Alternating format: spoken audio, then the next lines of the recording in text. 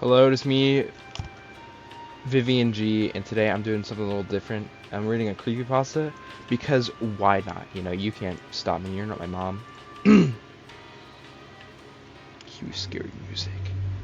Have you ever thought there was something the creators of Chuck E. Cheese were hiding? Something from us all? Or have you found something to be off about the place? Even the creepy robotic mascots that danced on stage. I didn't until I found out the truth about Chuck E. Cheese. It all began the first time I visited the place. I was around the age of 5 or 6, so of course, I was pretty ecstatic to go.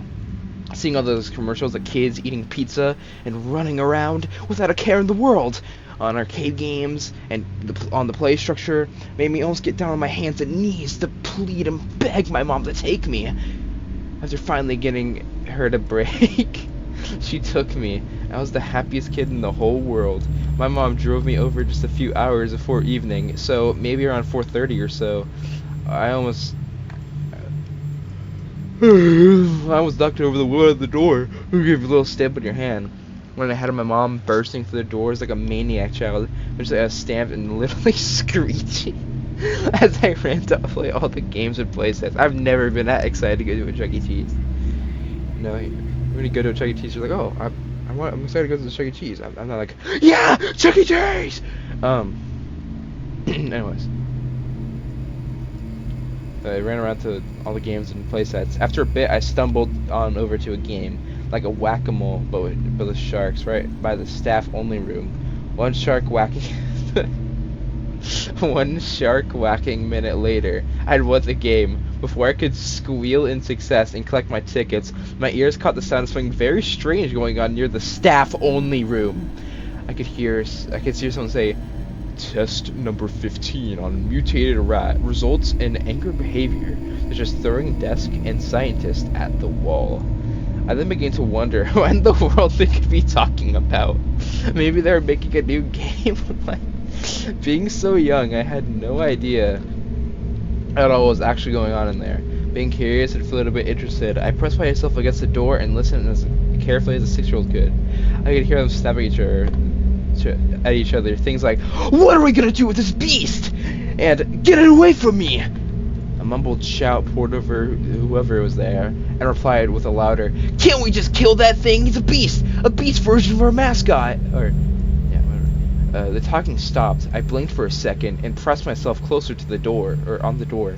I quickly realized it was a very bad mistake, as the door opened from my weight against it. So they didn't lock the door while they're doing these like horrific biological experiments or whatever? That's crazy. I'm tired. Going from leaning on the door to falling face flat on the ground of the staff room immediately. Footsteps trampled over to me, hands grabbing at my arms. I was out like a light in a few seconds, and I still don't know what the hell they did to do that. I woke up slowly, my eyes feeling heavy and my body feeling weak in some kind of interrogation room.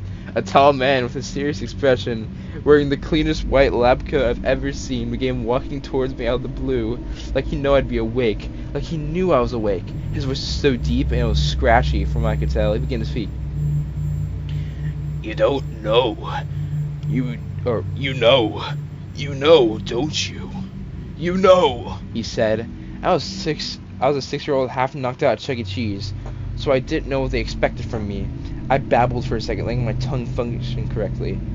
"What?" I replied dumbly, blinking hazily. He grabbed my arm, making the static feeling intensify somehow. He pulled me a bit, making me whine, though I quickly shut my toddler trap, and when a loud banging on the door echoed throughout the room. Naturally, me being so young and clueless, I screamed, thrashing around. The man let go of me, snapping at me to shut my mouth. Forgetting almost everything, I thrashed around some more, slipping on my chair. I kicked my legs going into the corner of the room. I screamed again, banging my foot against something, making a loud metal clang against my foot. I twisted around and whined down on an air vent. I kicked it again out of scared, hot anger. With another loud scream and clang, the metal front popped off again, letting out a shriek when I heard the man stomping towards me out of the most noise.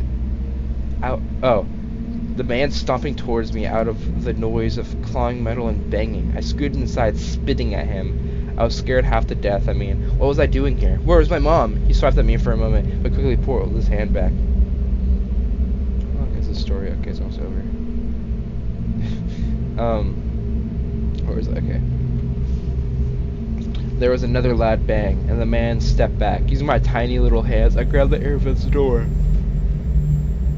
and pulled back, pressing out the door just in time. A piercing hiss was followed by a shout from the stranger, and the loudest bang on the door. I crawled back, scooting into the vent. I had to leave. Even being so young, I knew I was in trouble.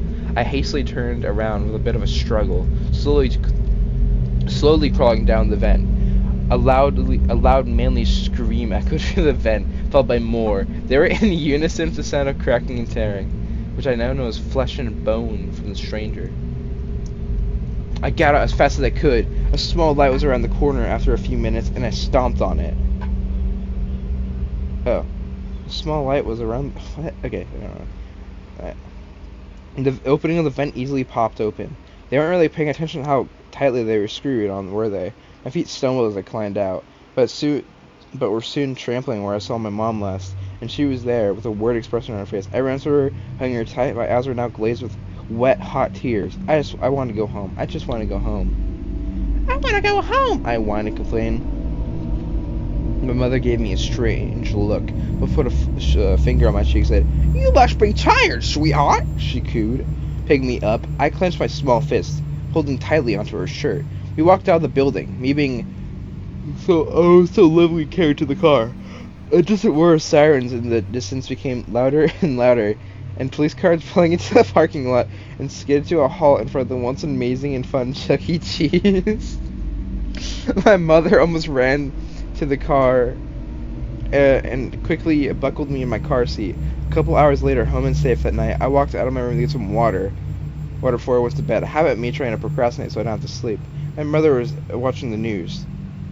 The reporter was talking about some kind of mutated rat coming out of Chuck E. Cheese and disappearing down the alleyways. So what happened to the real Chuck E. Cheese? Only God only knows.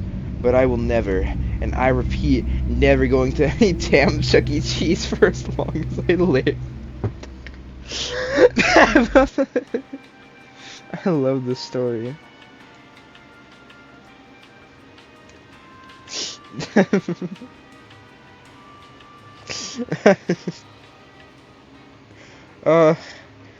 Why was there a biolab in the Chuck E. Cheese? I'm confused.